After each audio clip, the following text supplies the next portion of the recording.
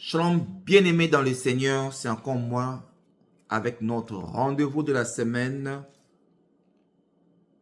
5 minutes chez vous. 5 minutes, nous parlons de la part du Seigneur. Après 2 semaines d'absence, aujourd'hui, je suis revenu pour clôturer notre deuxième partie de notre thème. Nous avons la promesse de toute bénédiction. J'avais parlé sur 3 sortes de bénédictions. La bénédiction de notre Dieu, le Père, le Créateur, et la bénédiction de nos parents. Enfants, obéissez à vos parents. Pour vivre longtemps, il faut obéir à votre Père, à votre papa, à votre maman. Ce sont nos parents sur cette terre comme de Dieu. Et aujourd'hui, je clôture avec la troisième bénédiction, à savoir, c'est la bénédiction venant de nos pères de la foi. La première personne à qui nous savons dans la Bible, c'est notre Seigneur Jésus-Christ, que le Père nous les a présentés. Nous lisons 2 Pierre, chapitre 1er, le verset 17. Car il a reçu de Dieu le Père, honneur et gloire, quand la gloire magnifique lui fit attendre une voix qui disait, celui-ci est mon fils bien-aimé à qui j'ai mis toute mon affection. Qui est votre Père de la foi? À qui il a mis en toi toute son affection. Formé, préparé les enseignements. Aujourd'hui, tu deviens serviteur de Dieu. Qui? Honorez ces pères-là. Honorez vos pasteurs. Honorez vos encadreurs.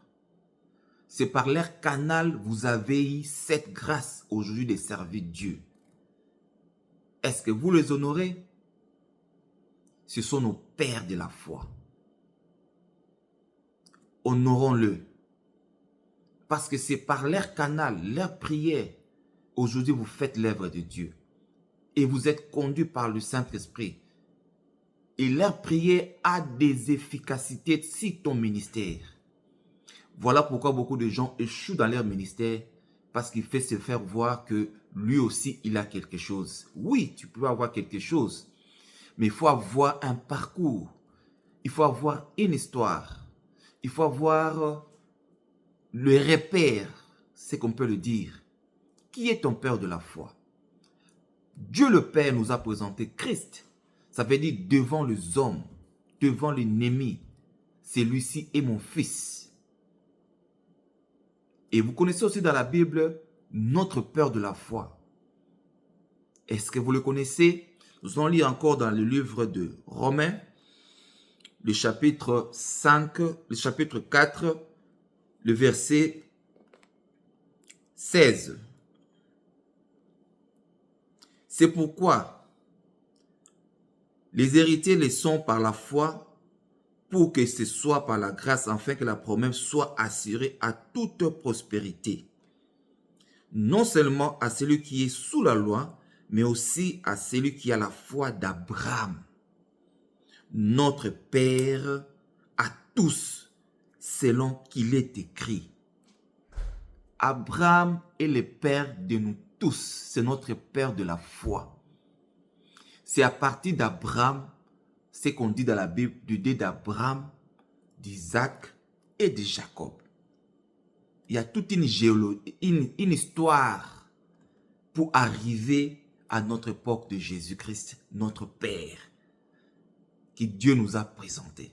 Après Abraham, Isaac et Jacob. Bien-aimés dans le Seigneur, c'est très important de savoir ça.